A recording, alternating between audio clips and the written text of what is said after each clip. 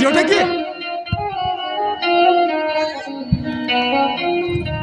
ଏତେ ଗୁଡା ଚାକର ଚାକରାଣୀ ଦାଉ ଦାଉ ତୁ ପୁଣି ଆଉ ଚାକରାଣୀ କି ନେଇକି ଆସିଛୁ? ସେ ଚାକରାଣୀ ନୁହଁ ମା, ତାକୁ ମୁଁ ଭଲ ପାଏ, ତେଣୁ ମୁଁ ତାକୁ ଏଇ ଘରକୁ ନେଇ ଆସିଛି। ବର୍ତ୍ତମାନ ସେ ମୋ ସ୍ତ୍ରୀ। ଦେଖିପାରୁଛୁ ତା ଚେହେରାକୁ କେମିତି ଦେଖାଯାଉଛି? ତାକୁ ତୁ ସ୍ତ୍ରୀ କରି ନେଇ ଆସିଛୁ? ଦେଖ ଦେଖ ତା କୋଳରେ କଣ ଚୁରାମି ଧରିଛି। ମତେ ଭାବି ନେବାକୁ ହବ ଯେ ତା କୋଳରେ ଧରିଥିବା ଛୁଆ ତୋରି ରକ୍ତରେ ଜନ୍ମ ହେଇଛି। ହଁ ବାପା, ମୁଁ ତତେ ବହୁତ ଭଲ ବୋଲି ଭାବୁଥିଲି ରେ, ହେଲେ ତୁ ଆମ ଅଜାଣତରେ ଏସବୁ କାମ କଲୁ। ଏହା କରିବା ପୂର୍ବରୁ ତୋ ବାପାର ଇଜ୍ଜତ ବିଷୟରେ ଟିକେ ହେଲେ ଚିନ୍ତା କଲୁନି କାହିଁକି? ମୁଁ ଜାଣିଛି ବାପା, ଭୁଲ ହେଇଯାଇଛି, କିନ୍ତୁ କଣ କରିଥାନ୍ତି? ସେ ଗର୍ଭବତୀ ହେଲା ପରେ ତା ଗାଁ ଲୋକ ମତେ ବାହା ହେବାକୁ ବାଧ୍ୟ କଲେ। ଆଉ ବାହା ନହେଲେ ସେମାନେ ମତେ ଜୀବନରୁ ମାରି ଦେଇଥାନ୍ତେ। ଆଉ ବାହା ହେବା ଛଡା ମୋର କିଛି ବି ଉପାୟ ନଥିଲା। ଶୁଣୁ ଭାଇ, ସେ ଝିଅକୁ ନେଇ ତା ବାପ ଘରେ ଛାଡ଼ିଦିଆ। ମାସ ପ୍ରତି ତାର ଭରଣ ପୋଷଣ ପାଇଁ ମାସ ପ୍ରତି ଯେତେ ଟଙ୍କା ଖର୍ଚ୍ଚ ହବ ମୁଁ ଦେବି। କିନ୍ତୁ ଏସବୁ ଅସମ୍ଭବ ବାପା। ଅସମ୍ଭବ? ତାହେଲେ ସେ ଝିଅ ସହିତ ତୁ ବି ଏ ଘର ଛାଡ଼ି ଚାଲିଯା। ଠିକ ଅଛି ବାପା, ମୁଁ ଘର ଛାଡ଼ି ଚାଲିଯିବି। ଚାଲ ଫୁଲ ଯାଉ ପାଗଳା ଆମେ ହଇ ହୋ ଗୋଟେ ବର ଝିଅ ପାଇଁ ମୋ ପୁଅକୁ ଘରରୁ ବାହାର କରିଦଉଛ। ଆଉ କଣ କରିଥାନ୍ତି? ଆରେ ସେ ଯୋଉଟା କେତେ ଦିନ ରହୁ, ତାପରେ ମୁଁ କଣ କରିଛି ଦେଖିବ। ଠିକ ଅଛି, ମୁଁ ତମ କଥାରେ ରାଜି ହେଇଯାଉଛି। ତୋର ଚାଲ। ହଉ ଚାଲ।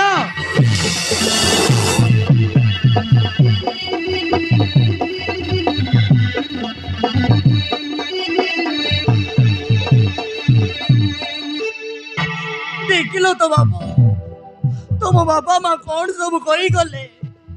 ସେଥିପାଇଁ ତମ ଘରକୁ ଆସିବାକୁ ମୁଁ ମନା କରୁଥିଲି। ଏଇ ଘରେ ଖା ପାଖରେ ବି ମଣିଷ ପୁଣିଆ ନାହିଁ।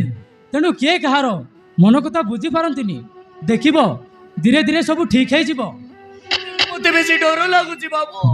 ମୁଁ ଥାଉ ଥାଉ, ତମେ ଡରୁଛ କାହାକୁ? ତମ ସ୍ୱାମୀକୁ ପାଇବାକୁ ହେଲେ ତମେ ଏସବୁ ସହିବାକୁ ହବ।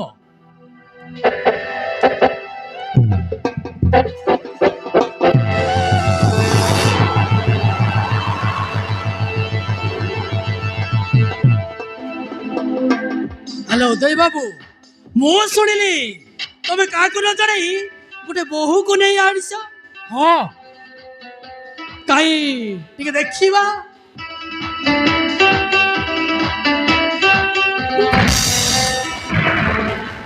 ଇଲୋ ମା କି ଗନ୍ଧ! କଣ ହେଲା? ଏମିତି ବାନ୍ତି କରୁଛ କାହିଁକି?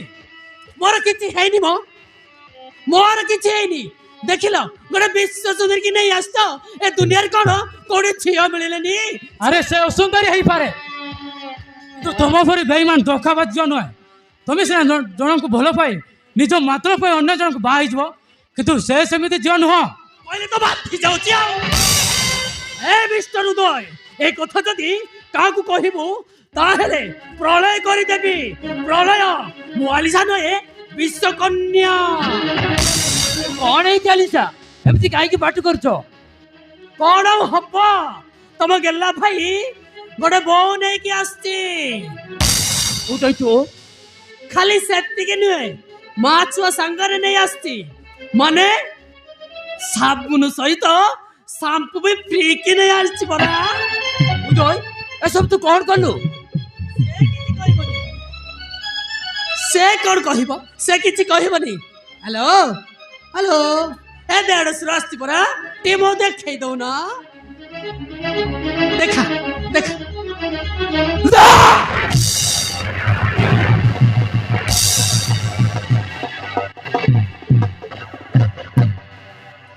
चुलबुली चेहरा तर जेउ दिन देखिदेली धीरे धीरे तो पाई मु दीवाना गली मोर मन देई तोते निजर मुख फसी गली गरी तो प्रेम रे फसी गली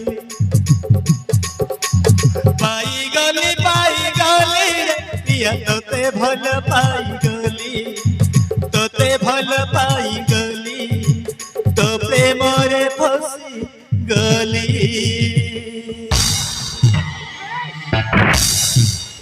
କଣ ଦେଖୁଛ ବା? ଆରେ ଝିଅ ପିଲା କେବେ ଦେଖିନ କି? ହେଇ ଆଗୁ କୋଉଠୁ ଦେଖିଥିଲ କି? ନାଇଁ ନାଇଁ ସେମିତି କିଛି ନାଇଁ। ଯେତେ ତାହେଲେ ସେ ଘରର ବୋଉ ଏତେ ଦୂରରେ ଆସିଛି, ନିଅ ତାକୁ ଖାଇବ ଦିଅ। ଆରେ ନେଇଯା ତାକୁ। ହ୍ୟାଲୋ ଚାଲ ତତେ ଖାଇବାକୁ ଦେବି, ଏତେ ରୋଷେଇ କରିଛି, ଖାଇବ ଆଉ ଶୁଖୁଆ ଭଜା ହେଇଛି।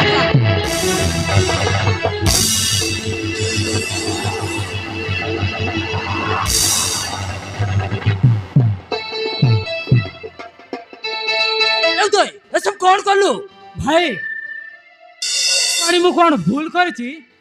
କିନ୍ତୁ ଗୋଟେ ଗାଡ଼ି ଝିଅକୁ ଏ ଘର ବୋହୂ କରି ଆଣିବେ କଣ ଠିକ ହେଲା? ଭାଇ ସେମିତି ଜାଣିଲ ଯେ ସେ ଗୋଟେ ଗାଉଁଲି ଝିଅ ବୋଲି? ଏଇ କଥା ମୁଁ ତ ତମକୁ କହିନି। ଭାଇ ତମେ ତାକୁ ଆଗରୁ ଜାଣିଛ କି? ନାଇଁ ନାଇଁ ଏମିତି କିଛି ନାଇଁ। ମୁଁ କେମିତି ଜାଣିବି? ନାଇଁ ନାଇଁ ତମ ରଙ୍ଗ ଢଙ୍ଗ ଦେଖି ଲାଗୁଛି ତମେ ତାକୁ ନିଶ୍ଚୟ ଜାଣିଛ। ଭାଇ ତମେ ତାକୁ କେବେ ଲାଇନ ପଏଣ୍ଟ ମାରିନୁ ତ? ଚୁପ କର, କଣ ସବୁ କହି ଯାଉଛୁ? କଣ ରାଗିଗଲ କି? ମୁଁ ଏମିତି କହିଦେଲି ନା ଆଉ। ଆଚ୍ଛା ଭାଇ ସେ ମୋ ସ୍ତ୍ରୀ ତୁମର ପସନ୍ଦ ହେଇଛି ନା? ହଁ ପସନ୍ଦ ହେଇଛି। ଆରେ ଯା ତୁ ଭିତର ଗଲୁ। ଆରେ ଯା।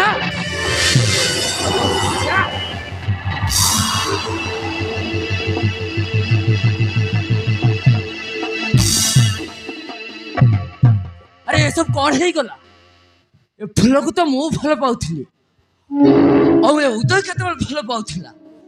ଯଦି ଫୁଲ ଉଦୟକୁ ଭଲ ପାଉଥିଲା ତାହେଲେ କଥା ଫୁଲ ମତେ କହିନଥିଲା କାହିଁକି? ନା, ଏଇ କଥା ଯଦି ଫୁଲ ଘର ଲୋକ କହିଦବ ତାହେଲେ ବହୁତ ବଡ଼ ଅସୁବିଧା ହେଇଯିବ। ନା, ଘଟଣାରେ କଣ ମତେ ଜାଣିବାକୁ ହବ। ହଁ ମତେ ଜାଣିବାକୁ ହବ।